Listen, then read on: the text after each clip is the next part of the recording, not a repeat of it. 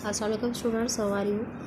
आई हम next chapter है इश्तहारात ज़रूरत नहीं है कि। ठीक है, इश्तहार आपने न्यूज़पेपर में देखा होगा, ऐड वगैरह आते रहते हैं तो इनको हम इश्तहारात कहते हैं। तो इसके बारे में आप पढ़ेंगे। पेज नंबर आप ओपन करें 28, यहाँ पे आज की डेट और डे मेंशन करें। ठीक है, यहाँ पे कुछ अल्फाज है: फरमाइश, घामर, फावड़ा, हाजिक, दानस्त, ओबाश, दोशीज़ा। ठीक है, आइए आप चैप्टर की रीडिंग करते हैं।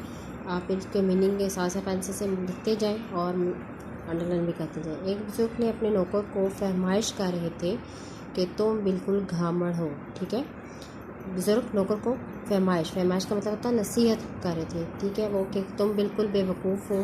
देखो मीर साहब का नौकर है इतना दूरंदेश कहते हैं। आपने अभी पिछले चैप्टर में पढ़ा था कि लफ्ज़ है अक्लमंद। कि मीर साहब ने बाज़ार से बिजली का बल्ब मंगवाया तो उसके साथ ही एक बोतल मिट्टी के तेल की और 2 मोमबत्तियाँ भी ले आया कि बल्ब फ्यूज़ हो जाए तो लालटेन से काम चल सकता है। ठीक है, कि लालटेन होती है जिसमें चिमनी लगी होती है और बत्ती उसमें मिट्टी का तेल डाला जाता है और उसके ज़रिए उसको जलाया जाता है। इसकी चिमनी टूट जाए या बत्ती ख़त्म हो जाए तो मोमबत्ती रोशन की जा सकती है। तुमको टैक्सी लेने भेजा था, तुम आधे घंटे बाद हाथ लटकाते के खाली हाथ। कहा कि जी टैक्सी तो मिलती नहीं, मोटर रिक्शा कहते हैं तो ले आऊँ। मीर साहब का नौकर होता तो मोटर रिक्शा लेके आया होता ताकि दोबारा जाने की ज़रूरत ना पड़ती। ठीक है, कि मतलब वो खाली हाथ आ गया, उसको टैक्सी लेने भेजा था तो वो ये नहीं कि वो मोटर रिक्शा लेके ही आता। कि वो फिर उसको बता रहे थे कि मीर साहब का जो नौकर है वो तुमसे ज़्यादा कलमाता है, अगर वो जाता तो वो मोटर रिक्शा ही लेकर आता उसके, क्योंकि उसको फिर दोबारा जाने की ज़रूरत ना पड़ती।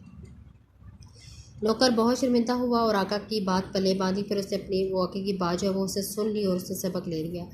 चंद देर बाद इत्तेफाक से आका पर बुखार का हमला हुआ। ठीक है, उस तो उन्होंने उसे हकीम साहब को लाने के लिए भेजा। थोड़ी देर में हकीम साहब तशरीफ़ लाए तो उनके पीछे पीछे और आदमी, तो 1-2 आदमी और थे जो सलाम करके एक तरफ खड़े हो गए। एक की बगल में कपड़े का थान था। ठीक है, कि एक अपने बगल में कपड़े का थान पकड़ा हुआ था, दूसरे के हाथों में लोटा और तीसरे के कंधे पर फावड़ा के खुदाल जिससे मिट्टी खोदी जाती है। आका ने नौकर से कहा, ये कौन लोग हैं मियाँ? नौकर ने तारुफ कराया कि जनाब वैसे तो हकीम साहब बहुत हाजिक के काबिल हैं, लेकिन अल्लाह के कामों में कौन दखल दे सकता है। खुदा ना खास्ता कोई ऐसी वैसी बात हो जाए तो मैं दर्जी को ले आया हूँ। ठीक है, अब वो उसने अपनी अक्लमंदी का मुजाहरा किया कि खुदा ना खास्ता कुछ भी हो सकता है, कि आपको बुखार का हमला हुआ है, कि अगर आप ठीक ना हुए खुदा ना खास्ता आप वफात पा गए तो मैं इकट्ठे सबको ही ले आया हूँ। ठीक है, हो जाए तो दर्जी को ले आया हूँ, कफन को कपड़ा साथ लाया हूँ। ये दूसरे साहब गुस्साल है कि मुर्दे को गुस्साल कहते हैं मुर्दे को नहलाने वाला, और तीसरा गोरकन के दफनाने वाला। ठीक है, एक साथ इसलिए लेकर आया हूँ कि बार बार भागना ना पड़े। ऐसे ही बुजुर्ग अपने हल्का अहबाब के उनके दोस्तों में जो है में भी हैं। गली से रेडी वाला हाँक लगाता गुजर रहा था, आवाज़ लगाता है कि चमन के पीते हैं पेड़ के पक्के हुए। ठीक है, उन्होंने लड़का भेजकर उसे बुलाया और कहा, मियाँ जी माफ़ कीजिए, हमें ज़रूरत नहीं है। फल वाला चला गया तो हमने अर्ज़ किया कि इस जहमत की क्या ज़रूरत थी, कि इस तकलीफ़ की। वो तो जा ही रहा था, उससे रोकना क्या ज़रूर था। बोले, एहतियात का तकाजा था कि इस बात पर वाज़िया कर दी जाए और इबाज़त भी की जाए, क्योंकि बेचारा इतनी दूर से इतनी उम्मीद लेकर फल बेचने आता है। दूसरा ये कि इसे ये गुमान ना हो कि इस घर में शायद बहरे रहते हैं जो उसकी आवाज़ नहीं सुन पाते। ठीक है, अब वो कह रहा है कि एहतियात का तकाजा भी था, और दूसरी बात ये कि उसको एक तो वो इतनी दूर से इस उम्मीद से आता है कि कोई उसके फल जो है वो ख़रीद लेगा। दूसरा उसका ये भी गुमान था कि लोग ये ना सोचे कि इस घर में कोई बहरे रहते हैं, बहरे जाते हैं जो नहीं सुनने वाले होते। ठीक है, तो इसकी आवाज़ कोई नहीं सुन रहा। यही हमारे दोस्त एक रोज़ कार में हमारे साथ गोली मार से गुजर रहे थे। एक जगह लिखा है, तशरीफ़ लाइए, रबड़ी कुल्फ़ी और लस्सी तैयार है। आपने रास्ते में देखा होगा आप के इश्तिहार लगे होते हैं, बोर्ड लिखे होते हैं, साइन बोर्ड होते हैं। ठीक है, उन्होंने फ़ौरन कार ठहराई और दुकानदार से कहा कि पहली बात तो ये कि हमारे पास फुर्सत नहीं, कि हम फारिग नहीं हैं, हम ज़रूरी काम से जा रहे हैं। दूसरी कुल्फ़ी और रबड़ी हम नहीं खाते, और लस्सी का भला ये कौन सा मौसम है। बहरहाल तुम्हारी पेशकश का शुक्रिया। ठीक है, जो उसने पेश की थी। वो तो बैठा सुना क्या और न जाने क्या समझा क्या।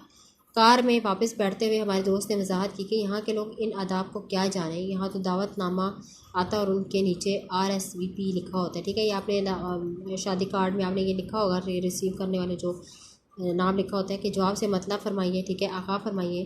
जिनको शरीक नहीं होना होता वो भी चुप बैठ जा रहते हैं। मेज़बान को मता करना ज़रूरी नहीं समझते कि बंदा हाजिर होने से माजूर है, इस बेचारे का खाना ज़ाया हो जाता है, ठीक है। हमने गौर किया तो मालूम हुआ कि हम खुद इन्हीं अदाब से बहरा लोगों में से हैं, ठीक है। लोग अखबारों में तरह तरह के इश्तिहारात छपवाते हैं कि हम पढ़कर उनकी तरफ मतवजो हों, लेकिन हम उन पढ़कर एक तरफ डाल देते हैं, हम तवज्जो नहीं देते। कोई हमारे लिए ठेके का बंदोबस्त करता है, कोई टेंडर नोटिस शाया करता है, किसी को अपने हाथ पर प्लाट या मकान बेचना होता है तो कोई हमें ये इतना देता है कि उसे अपने नालायक फर्जंद को जायदाद से आग कर दे। तो जायदाद से आग कर देना कि अपनी फर्जंदी से अलग करना या बेताल्लुक़ हो जाना। कहीं किसी की कोशिश होती है कि हम उनकी फर्जंदी कबूल कर लें, और ज़ात पात तालीम और तनख्वाह की शर्तें मन आन वही रखी जाती है कि हर बाहर कोई हमें घर बैठे लाखों रुपए कमाने का लालच देता है, कोई शॉर्ट हैंड सिखाने की कोशिश करता है, ठीक है। बहुत से कॉलेज मुश्ताक हैं, ठीक है, उनका इश्तिहार रहता है कि हमारे यहाँ दाखिले हो जाए। बाद से अपनी कार और रेफ्रिजरेटर माकूल कीमत पर हमारी नज़र करने की फ़िक्र में रहते हैं। समझ में नहीं आता कि इन सब ज़रूरतमंदों से आदमी कैसे उधर भर के फ़र्ज़ कैसे फ़र्ज अदा करें। बहुत सोचने के बाद ये तरकीब हमारी समझ में आई कि जहाँ हम ज़रूरत है उसका इश्तिहार छपा दें। हमारी दानिश में उन इशारात की सूरत कुछ इस किस्म की होती है, ठीक है, हमारी दानिश की, हमारे इल्म या हमारी समझ में, ठीक है। अब इस किस्म के जो इश्तिहारात होते हैं आप अपने अखबार में देखिएगा कि अखबार में इस तरह के इश्तिहार दिए जाते हैं, किराए के लिए खाली नहीं है, इतलाए आम होता है, ज़रूरत नहीं है, या अदम ज़रूरत रिश्ता होता है, या दाखिली जारी ना रखें। अब देखिए किस तरह के इश्तिहार होते हैं, किराए के लिए खाली नहीं है कि 400 गज़ पर 3 बेडरूम का एक हो हवादार बंगला नुमा मकान जिसमें नलका है और दरवाजे के आगे कारपोरेशन कूड़ा डालने का ड्रम भी किराए पर देना मकसूद नहीं है। ना इसका किराया 300 रुपये माहवार है और ना 6 माह पेशगी किराए की शर्त है। जिन साहिबों को किराए के मकान की ज़रूरत हो वो फ़ोन नंबर ये देखें 3 4 5 6 7 पर रुजू ना करें क्योंकि इसका कुछ फ़ायदा नहीं, ठीक है। इस किस्म के इश्तिहारात जो होते हैं वो अखबार में दिए जाते हैं। इतलाए आम राकी मोहम्मदीन व फतादीन करियाना मर्चेंट के इतला देना ज़रूरी समझता है कि इसका फरजान रहमतुल्लाह ना फरमान है, ना उबाशों की सोबत में रहता है, ना उबाश बदमाश होते हैं, लिहाजा उससे जायदाद से आ करने का सवाल पैदा नहीं होता। आइंदा जो साहब उससे कोई उधार वगैरह देंगे वो मेरी ज़िम्मेदारी पर देंगे, ठीक है।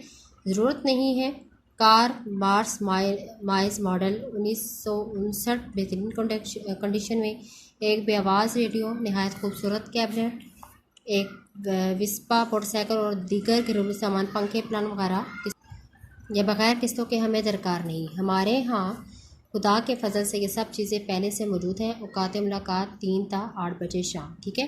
फिर अदम ज़रूरत रिश्ता भी होता है। एक पंजाबी नौजवान बरसरे रोज़गार की कमाई करने वाला आमदनी तकरीबन 1500 रुपये माहवार के लिए किसी बासलीका खूबसूरत शरीफ ख़ानदान की तालीम याफ्ता दोशीज़ा के रिश्ते की ज़रूरत नहीं है, ठीक है। दोशीज़ा के मतलब कंवारी लड़की, क्योंकि लड़का पहले से शादीशुदा है, ख़तो किताबत सीगे राज में नहीं रहेगी, ठीक है, कि जो बात होगी उनके आपस में वो कोई खुफिया नहीं होगी।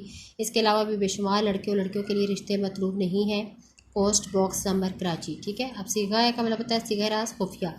दाखिले जारी न रखिए। कराची के अक्सर कॉलेज आजकल इंटर और डिग्री क्लास में दाखिले के लिए अखबारों में धड़ाधड़ इश्तिहार दे रहे हैं। ये सब अपना वक्त और पैसा ज़ाया करें। हम इनके यहाँ दाखिल होना मकसूद नहीं।